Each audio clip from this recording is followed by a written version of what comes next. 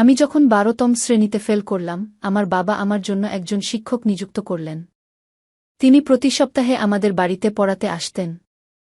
সেই সময় থেকেই আমার মায়ের আচরণে কিছু পরিবর্তন লক্ষ্য করছিলাম, যা আমাকে ভাবিয়ে তুলেছিল।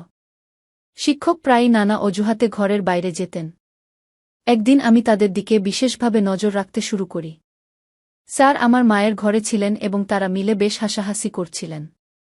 যা দেখলাম তাতে আমি অবাক হয়ে গেলাম। একদিন যখন মা কাজের জন্য বাইরে গিয়েছিলেন, আমি বাড়িতে একা ছিলাম। টিউশনের প্রস্তুতি নিচ্ছিলাম এবং একটি ছোট ফ্রক পরেছিলাম, যাতে আমাকে বেশ সুন্দর লাগছিল। আমি টিচারকে মনে মনে ভালোবাসতাম।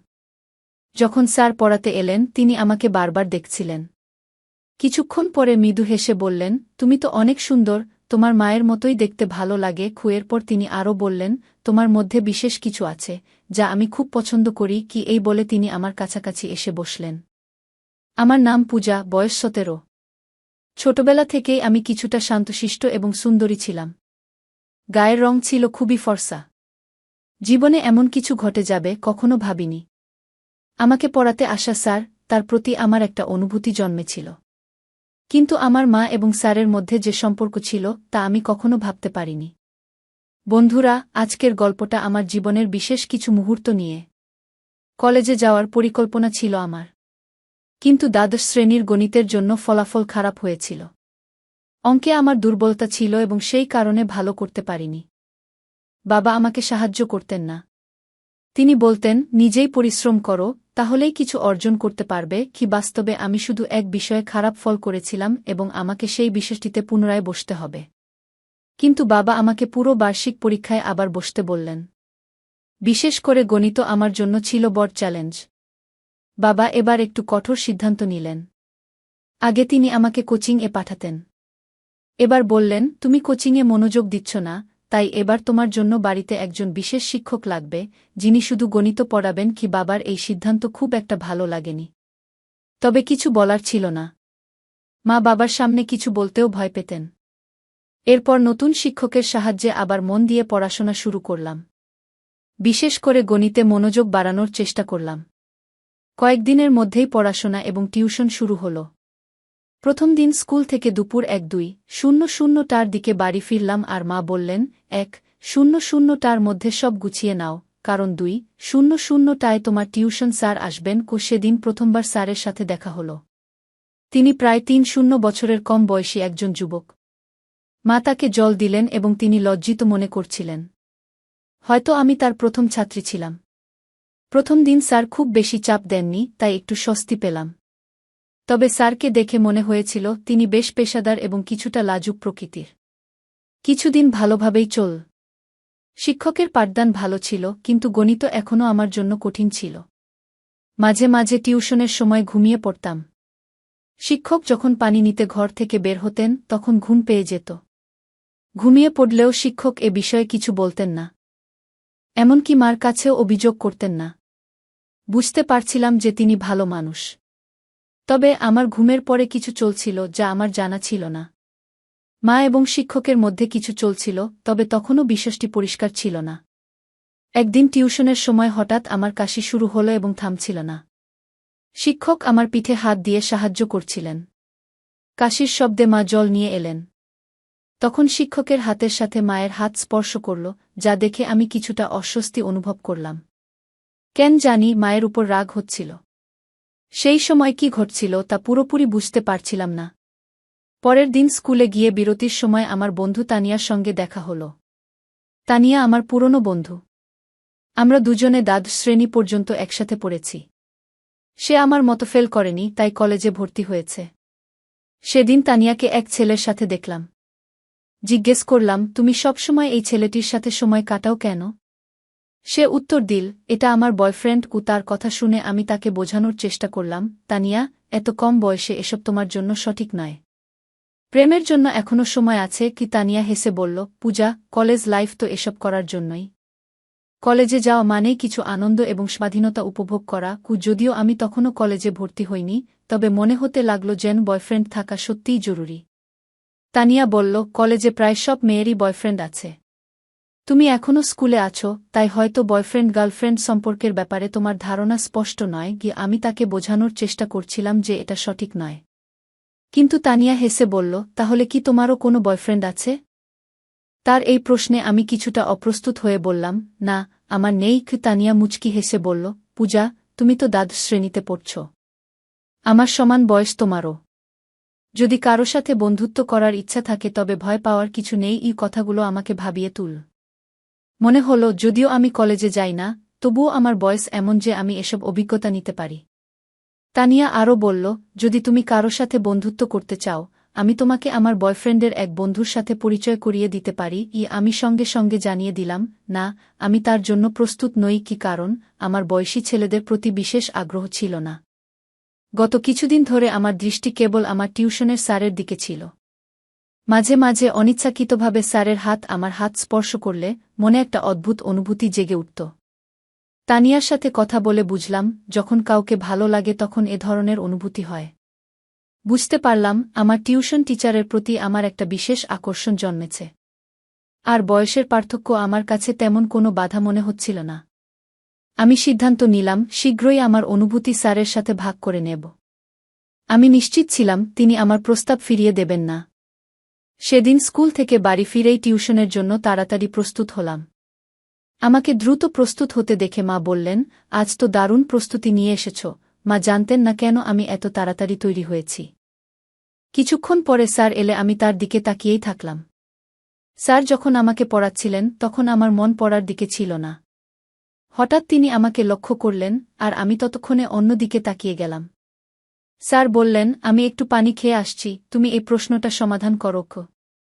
আমি সম্মতি জানালাম, কিন্তু মন পড়ায় ছিল না, বরং তার দিকেই মনোযোগী ছিলাম। মনে মনে তাকে ভালোবাসতে শুরু করেছিলাম। কিন্তু কিভাবে সেটা তাকে জানাবো বুঝতে পারছিলাম না। কিছুক্ষণ পর, যখন স্যার অনেকক্ষণ হয়ে গেলেও ফিরে আসছিলেন না, তাকে খুঁজতে বাইরে গেলাম। দেখি তিনি হলরুমে মায়ের সাথে বসে গল্প করছেন। তার হাত মায়ের কাঁধে ছিল, যা দেখে আমার কিছুটা অস্বস্তি হল। আমি দেখেই যেন নিজেকে সামলে নিলাম। মা বললেন, আমি চা নিয়ে আসছি, তুমি পূজার টিউশন চালিয়ে যাও। স্যার ঘরে ফিরে আসার পরে আমি তার কাছে কিছু গণিতের প্রশ্ন জিজ্ঞাসা করতে লাগলাম। আমি আসলে কিছুই বুঝছিলাম না, কিন্তু ইচ্ছাকৃতভাবে বারবার তার কাছে প্রশ্ন করছিলাম। পড়ানোর সময় স্যার আমাকে একটি সংখ্যা লেখার জন্য বললেন, কিন্তু ভুলবশত আমি সেটি উল্টো লিখলাম। স্যার আমার হাত ধরে সঠিকভাবে লেখার পদ্ধতি শেখাতে লাগলেন। তার স্পর্শে আমার মনে এক ধরনের খুশির অনুভূতি জাগ্রত হল। আমার প্রিয় মানুষটি আমার এতটা কাছাকাছি ছিলেন যে আমি তার দিকে হাসি মুখে তাকিয়ে রইলাম। ঠিক তখনই মা চা নিয়ে ঘরে এলেন, আর স্যার সঙ্গে সঙ্গে কিছুটা দূরে সরে গেলেন। আমি মা এবং স্যারের সম্পর্কের দিকে তখন অতটা মনোযোগ দিচ্ছিলাম না, বরং কিভাবে তাকে আরও বেশি আকর্ষণ করব তা ভাবছিলাম। পরের দিন টিউশনের মাঝে স্যার আবার পানি খাওয়ার জন্য বেরিয়ে গেলেন। অনেক সময় পার হলেও তিনি ফিরে আসছিলেন না। তাকে খুঁজতে বের হলাম। তখন মার ঘর থেকে কথাবার্তার শব্দ শুনতে পেলাম। ধীরে ধীরে ঘরের দিকে এগিয়ে গেলাম এবং দেখলাম স্যার এবং মা ঘরের ভেতরে বসে আছেন এবং খুব কাছাকাছি। স্যারের একটি হাত মায়ের কাঁধে রাখা ছিল। এই দৃশ্য দেখে আমি হতবাক হয়ে গেলাম। আমার পছন্দের মানুষটি আমার মায়ের সঙ্গে এতটা ঘনিষ্ঠ অবস্থায় ছিলেন। আমি নিজেকে সামলে কিচেন থেকে একটি কাচের গ্লাস নিয়ে মায়ের ঘরের দরজার কাছে গিয়ে ফেলে দিলাম। গ্লাসের শব্দে তারা দ্রুত বাইরে চলে এলেন। মা বললেন, গ্লাস হাত থেকে পিছলে গেছে গি। স্যার বললেন, তুমি এখানে কি করছিলে? আমি সোজাসুজি তাদের দিকে তাকালাম। স্যার বললেন, তোমার মায়ের মোবাইলের সমস্যা দেখা দিয়েছিল, তাই আমি সাহায্য করতে এখানে এসেছিলাম। কি তার কথার ধরন থেকেই বুঝলাম তাদের মধ্যে বিশেষ কিছু সম্পর্ক আছে, যা তারা আমার কাছ থেকে লুকাতে চাইছেন। আমি মার মেয়ে, তাই এটা বুঝতে পারছিলাম। আমি জানতাম আমার তুলনায় আমি তরুণ, তাই স্যার অবশ্যই আমার প্রতি আকৃষ্ট হবেন। সেদিন কিছু করতে পারিনি, কারণ টিউশনের সময় শেষ হয়ে গিয়েছিল। কিন্তু আগামী দিনে আমি অবশ্যই কিছু করার চেষ্টা করব। একদিন টিউশনের জন্য প্রস্তুতি নিচ্ছিলাম। আমি একটি ছোট ফ্লোরাল পোশাক পরেছিলাম। পোশাকটি আমাকে বেশ সুন্দর লাগছিল, আর আমি হালকা মেকআপ করেছিলাম। যখন টিচার টিউশনে এলেন তিনি বারবার আমার দিকে তাকাচ্ছিলেন। পড়াশোনা শুরু হলে কথার মাঝে তার হাত আমার পায়ের কাছে লাগল। কিছুক্ষণ ধরে টিচার তার হাত সরালেন না। এতে বুঝতে পারছিলাম তিনি আমার প্রতি আকৃষ্ট হচ্ছেন। সেদিন সময় কেটে গেল। তবে প্রতিদিনের মতো টিচার কোনো অজুহাতে পানি খেতে বা বাইরে যাননি। বরং তিনি আমার হাত ধরে পড়াতে লাগলেন এবং মাঝে মাঝে আমার দিকে তাকাচ্ছিলেন। এটি আমার কাছে বেশ ভালো লাগছিল। হঠাৎ মা এসে গেলেন। মা টিচারকে আমার হাত ধরে পড়াতে দেখে চোখ বড় করে তাকালেন। এরপর তিনি টিচারকে চায়ের কথা বলে বাইরে নিয়ে গেলেন। আমি মায়ের পেছনে পেছনে গেলাম। টিচার সরাসরি মায়ের ঘরে না গিয়ে হলের এক কোণে বসে থাকলেন। মা আমাকে কিচেনে নিয়ে গিয়ে বললেন, তুই আর ছোট নেই। এভাবে অচেনা মানুষের সামনে ছোট পোশাকে ঘুরে বেড়ানো কি ঠিক? মা বললেন, এটি আমার প্রথম এবং শেষ সতর্কবার্তা। মায়ের গম্ভীর মুখ দেখে মনে হল তিনি সত্যিই চিন্তিত। আমি চেষ্টা করছিলাম তাকে বোঝানোর জন্য যে আমি সতীসাবিত্রী থাকার চেষ্টা করছি, কিন্তু তিনি তার নিজস্ব জীবন নিয়ে চিন্তিত। মা যখন কিছু বলতে যাচ্ছিলেন তখনই বাবা বাইরে থেকে ডাক দিলেন। সেদিন বাবা আগে বাড়ি ফিরেছিলেন। বাবার ডাক শোনার পর মা এক গ্লাস পানি নিয়ে বাইরে চলে গেলেন। সেদিনের ঘটনার কথা আর কেউ জানল না। ঘুমানোর আগে আমি মায়ের কাছে ক্ষমা চাইলাম এবং বললাম, মা, ভবিষ্যতে স্যারের সামনে এমন কিছু করব না। কি পরের দিন টিউশনের সময় আসার আগে মা বাজারে যাওয়ার জন্য বেরিয়ে গেলেন। আমি রাতে মায়ের কাছে ক্ষমা চেয়ে তার বিশ্বাস অর্জন করতে চেয়েছিলাম। সাধারণত রবিবারে বাজার হয় আর মা তখনই বাজারে যেতেন। মা যখন বাজারে চলে গেলেন তখন আমি এবং স্যার বাড়িতে একা ছিলাম। অচিরেই টিচার আমার হাত ধরে আমাকে গণিত পড়াতে শুরু করলেন। তিনি বললেন, আমি জানি তুমি ইচ্ছা করে গণিতে ভুল করছিলে যাতে আমি তোমার হাত ধরতে পারি। তার কথা শুনে আমি হেসে দিলাম। এরপর তিনি বললেন, পূজা, তুমি খুব খুব সুন্দর। তুমি কি ভাবছ যে আমি তোমার দিকে নজর দিইনি? তুমি তোমার বয়সের তুলনায় অনেক বেশি সুন্দর। এটি সেই সময় যখন প্রেমের কথা বলার জন্য প্রস্তুত হওয়া উচিত। তবে কেন নিজেকে আটকে রাখছ? স্যারের কথাগুলো শুনে আমার হাসি থামাতে পারলাম না। কারণ যা চাইছিলাম সেটাই তার মুখ থেকে বেরিয়ে এল। স্যার বললেন, আমি তোমার প্রতি ভালোবাসা অনুভব করি। তিনি আমাকে আলতো করে হাত ধরলেন। আমি জিজ্ঞাসা করলাম, স্যার, সত্যিই আপনি আমার প্রতি প্রেম অনুভব করেন? আমিও আপনাকে ভালোবাসি। কিন্তু একটা প্রশ্ন আছে। আপনি কেন প্রতিদিন কোনো না কোনো অজুহাতে মায়ের ঘরে যান? আপনাদের মধ্যে কি কোনো সম্পর্ক আছে? আমার প্রশ্ন শুনে স্যার হাসলেন এবং বললেন, পূজা, তুমি কি মনে করো আমি তোমার মায়ের প্রতি আকৃষ্ট? একদম না। আমি তো প্রথম থেকেই তোমার দিকে নজর রেখেছি। দেখতে চেয়েছিলাম তুমি আমাকে ভালোবাসো কিনা। তবে তোমার মায়ের কারণে আমাদের সম্পর্কটি গোপন রাখতে চেয়েছিলাম, যাতে তিনি সন্দেহ না করেন।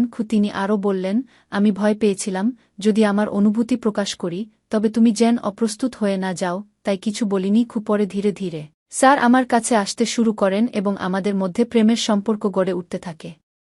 হঠাৎ আমার ঘরের দরজা খুলে যায় এবং সেখানে মা দাঁড়িয়েছিলেন। তাকে দেখে আমি একটু অবাক হলাম। তবে জানতাম আমি কোনো ভুল করছি না। আমি শুধু একজন বন্ধুর সাথে সময় কাটাচ্ছিলাম। মা আমার কাছে এসে স্যারকে দূরে সরিয়ে দিলেন এবং বললেন, ভালো হয়েছে। আমি যদি মোবাইলের দিকে নজর না দিতাম তবে তোমাদের আসল সম্পর্ক আমার চোখে ধরা পড়ত না। মোবাইল রেখে আসতে ভুল করেছিলাম বলে আমাকে আবার বাড়িতে ফিরে আসতে হলো। মা বললেন, প্রিয়া, এত কম বয়সে আমি জানি না তুমি কি করছ। আমি গতকালই তোমাকে সতর্ক করেছিলাম, কিন্তু আজকে তুমি আবার সেই অবস্থায় পৌঁছে গেছ। স্যার মাকে বোঝানোর চেষ্টা করে বললেন, আপনার মেয়ে বেশ কিছুদিন ধরে অদ্ভুত আচরণ করছে। আজ সে নিজেই আমার কাছে এসব নিয়ে আলোচনা করতে এসেছিল। মাকে বলতে দেখে আমি বাধা দিলাম এবং বললাম, মা, এই লোকটির কথায় বিশ্বাস করো না। আমি ইচ্ছা করেই তোমার শপিং ব্যাগ থেকে তোমার মোবাইল বের করেছিলাম যাতে তুমি হঠাৎ ফিরে এসে আসল বিষয়টি জানতে পারো। আমি ইচ্ছাকৃতভাবে এসব করেছি যাতে তুমি বুঝতে পারো এই ব্যক্তির আসল চেহারা কি।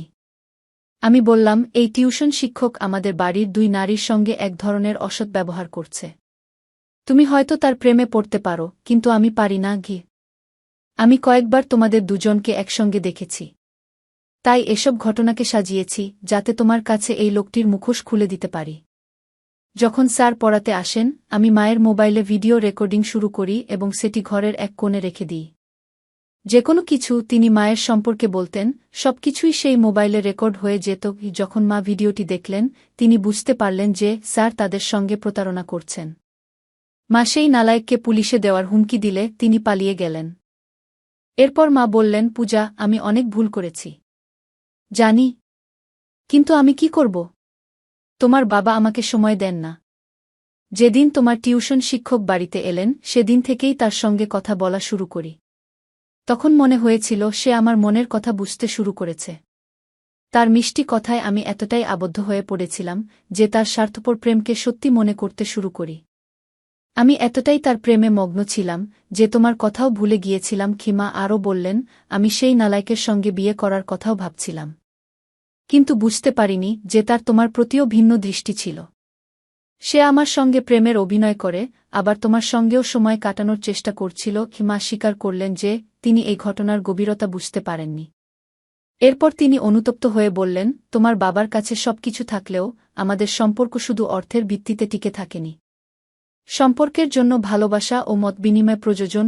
আমি তখন মাকে সান্ত্বনা দিয়ে বললাম, মা, আসল ভালোবাসা শুধু মিষ্টি কথায় সীমাবদ্ধ থাকে না, এতে পারস্পরিক সম্মান ও আন্তরিকতার ভিত্তি থাকা প্রয়োজন। মা তখন আমার সঙ্গে প্রতিজ্ঞা করলেন যে তিনি আর কোনো অসৎ ব্যক্তির সঙ্গে নিজের অনুভূতি ভাগ করবেন না। আমিও ঠিক করলাম যে অপ্রয়োজনীয় বিষয়গুলোতে নিজেকে জড়াব না, মনোযোগ দিয়ে পড়াশোনা করব এবং বাবার স্বপ্ন পূরণ করব। প্রিয় বন্ধুরা, মনে রাখবেন, জীবনের একজন সঙ্গীর ভালোবাসা কেবল অর্থের উপর নির্ভর করে না। সময়মতো সঙ্গীকে সময় দেওয়া এবং তার অনুভূতি বোঝা অত্যন্ত গুরুত্বপূর্ণ। প্রত্যেক সঙ্গীর উচিত এটি বুঝতে পারা। তৃতীয় কোনো ব্যক্তি যদি আপনার সম্পর্কের দুর্বলতাকে কাজে লাগায় তবে এটি বিপদের সংকেত। ভালোবাসার ভিত্তি একে অপরের প্রতি বিশ্বাস, সম্মান ও আন্তরিকতার উপর গড়ে ওঠে। এই গল্পের মাধ্যমে আমরা শিখি, ভালোবাসা কখনো কারও দুর্বলতার সুযোগ নেয় না এবং সম্পর্কের মধ্যে সবসময় সততা থাকা জরুরি। যে কোনো পরিস্থিতিতে নিজের সম্মান এবং আত্মমর্যাদা রক্ষা করা অত্যন্ত গুরুত্বপূর্ণ। অতএব, সম্পর্কের মধ্যে কখনো এমন পরিস্থিতি তৈরি হলে যেখানে আমাদের সম্মান বা নিরাপত্তা হুমকির মুখে পড়ে, সেখান থেকে সরে আসা উচিত। এখানে স্যারের আচরণ ছিল প্রতারণামূলক, তবে মা প্রথমে তা বুঝতে পারেননি। এই গল্পটি আমাদের শিক্ষা দেয়া, ভালোবাসা কখনো কারও দুর্বলতা বা শোষণের জন্য নয়। এটি একে অপরের সম্মান ও সহযোগিতায় ভিত্তি করে গড়ে ওঠে। গল্পের শেষে মা এবং পূজা সিদ্ধান্ত নিয়েছিলেন যে তারা আর কাউকে নিজেদের জীবনে এমনভাবে সময় দেবেন না যা তাদের নিরাপত্তা ও মানসিক শান্তি নষ্ট করতে পারে। এই সিদ্ধান্ত তাদের জীবনে ইতিবাচক পরিবর্তন আনতে সাহায্য করেছিল। নেতিবাচক অভিজ্ঞতা থেকেই মানুষ প্রয়োজনীয় শিক্ষা নিয়ে নিজের জীবনকে সুন্দর করে তুলতে পারে। বন্ধুরা, এই গল্পটি যদি আপনাদের ভালো লেগে থাকে তবে দয়া করে ভিডিওটি লাইক করুন এবং আমাদের চ্যানেলটি সাবস্ক্রাইব করুন। পাশে থাকা বেল আইকনটি প্রেস করুন যাতে আমরা নতুন ভিডিও আপলোড করলে তার নোটিফিকেশন সবার আগে আপনার কাছে পৌঁছে যায়। ধন্যবাদ। দেখা হবে আমাদের পরবর্তী ভিডিওতে।